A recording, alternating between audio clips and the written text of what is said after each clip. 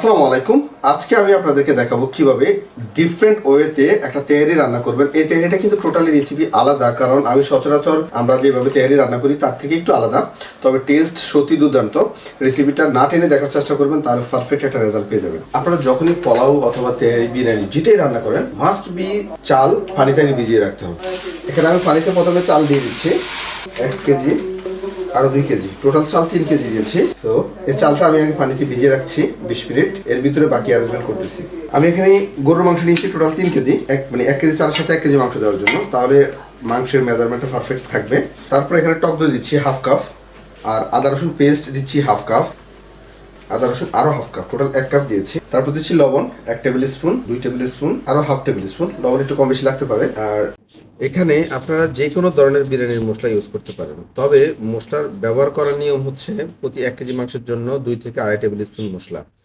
আর মনে রাখবেন, যারা ক্লাসের ভিডিও দেখে এই মশলাটি তৈরি করে ফেলেছেন তারা তো জানেনই, আর যারা করেন নাই তারা যে কোনো মশলা ইউজ করতে পারেন। তো এখানে আমি 2 টেবিল স্পুন দিয়েছি, 4 টেবিল স্পুন, আর ভিতরে আছে 1 টেবিল স্পুনের মতো। আপনারা এখানে যে কোনো ধরনের তেল ইউজ করতে পারেন, তবে আমি সরিষার তেল ইউজ করেছি, আপনারা চাইলে সয়াবিন তেলটা ইউজ করতে পারেন। তারপর আমি একটু ভালো করে মাখিয়ে নিচ্ছি মাংসটা। মাংস যখন মাখাচ্ছি তখনই কিন্তু অলরেডি মশলার ফ্লেভার চলে আসছে। এখানে আমি কোনো পেঁয়াজ দিচ্ছি না, কারণ আমি টোটালি রাইসের সাথে ব্রাউন পেঁয়াজের যে ফ্লেভার সেটা কিক করব, এই জন্য আমি এখানে কোনো পেঁয়াজ ইউজ করতেছি না।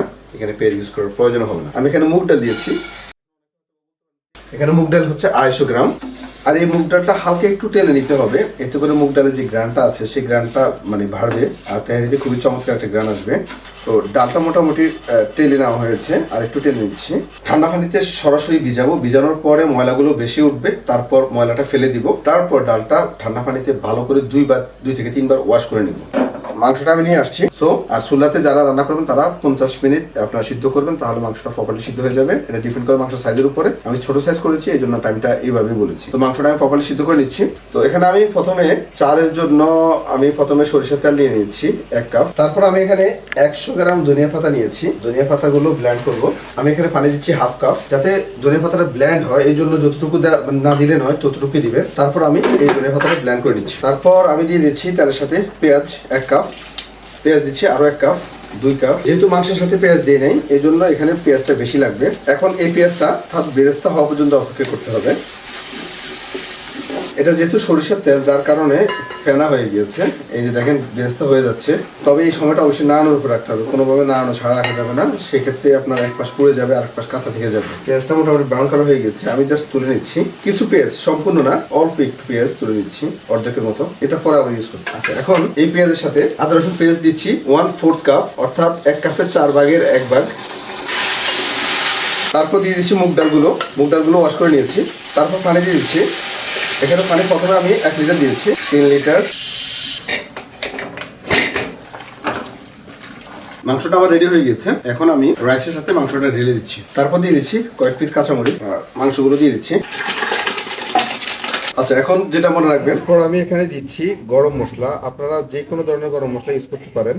প্রতি 1 কেজি চালের জন্য 1 টেবিল স্পুন মশলা দিবেন। আমি এখানে 3 টেবিল স্পুন মশলা দিচ্ছি। আমি কিন্তু এখনো লবণ ইউজ করি নাই, লবণটা ইউজ করবো এখন, কারণ যখন মাংসতে আপনার আলাদা লবণ দিবেন, সেক্ষেত্রে লবণটা অনেক সময় বেশি হয়ে যাওয়ার একটা সম্ভাবনা থাকে। আপনি যখন এই চালের পানি এবং মাংসের পানি একসাথে করবেন, একসাথে করার পরে লবণটা ট্রাই করবেন, লবণ লাগবে। তবে তেহারি বা পোলাও যেটাই রান্না করেন, লবণের পরিমাণটা হালকা একটু স্ট্রং রাখবেন এখানে, কারণ চাল যখন দিবেন চালটা লবণ টেনে নেবে, তখন লবণটা কমে যাবে। আমি এখানে লবণ দিচ্ছি 1 table spoon, 3 table spoon, total 3 KG চালের জন্য 3 টেবিল স্পুন লবণ দিচ্ছি। লবণটা হালকা একটু স্ট্রং আছে, এতে করে তেহারিটা পারফেক্ট হবে। লবণটা আপনারা যখনই তেহারি চালটা ডালবেন, অবশ্যই পানিটা যাতে একেবারে উতরানো থাকে। যদি ঠান্ডা থাকে তো সেক্ষেত্রে চাল ডালে কিন্তু চাল নষ্ট হয়ে যাবে। তারপর আমি চালটা ঢেলে দিচ্ছি। বিসমিল্লাহ। ও, খুবই চমৎকার একটা ফ্লেভার। আর যখনই চালটা দিবেন, চুলার আঁচ কিন্তু অবশ্যই হাইট রাখবেন, তা না হলে কিন্তু চাল থেকে আঠালো ভাবটা বেশি ছেড়ে দিবে, বেশি কেদা কেদা হয়ে যাবে। তারপরে এই যে দেখেন, এখন দিয়ে দিচ্ছি আমি এই যে ধনিয়া পাতা যে পেস্ট করেছিলাম, সেই ধনিয়া পাতা পেস্ট। আর এটার অ্যারোমাটাই মূলত আসলে তেহারির ফ্লেভারটাকে টোটালি চেঞ্জ করে দিবে। একটু ঢাকা দিয়ে রাখি। মোটামুটি শুকিয়ে আসছে বলতে কি, যে দেখেন টান দিলে কোনো পানি আসতেছে না। তারপর চুলার আঁচটা একেবারে কমিয়ে দিবেন, তা নাহলে কিন্তু নিচে লেগে যাবে। চুলার আঁচ কমিয়ে দিয়ে এই যে বাদার পেস্টটা রেখেছি, সেই বাদার পেস্টটা দিয়ে দিবেন, কারণ এটাই হচ্ছে আপনার অ্যারোমা তৈরি করবে। নাড়া দিয়ে দিই, পেস্টগুলো ভিতরে ঢুকে। দেখতেছেন কোনো পানি নাই, কিন্তু সফট লুকিং আছে। তারপরে এইভাবে চালগুলো সমান করে দিবেন। সমান করে দিয়ে উপরে আমি ঘি দিয়ে দিচ্ছি। ঘি আপনারা কম বেশি করে দিতে পারেন। এখানে টোটাল 3 টেবিল স্পুন থেকে একটু বেশি হবে ঘি ছিল। আমি ঘি লাস্টে দেওয়ার কারণ হচ্ছে ফ্লেভারটা যাতে ইনহ্যান্স হয়।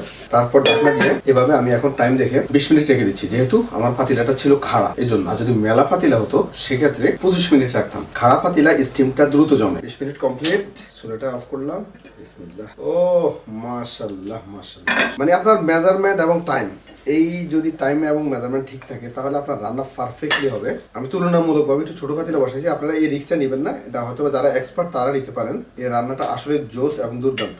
অল্প একটু ট্রাই করে দেখি। বিসমিল্লাহ। এটা অ্যারোমা জোস, ট্রাস্ট মি, এভাবে করে ট্রাই করেন, এনজয় করতে পারবেন।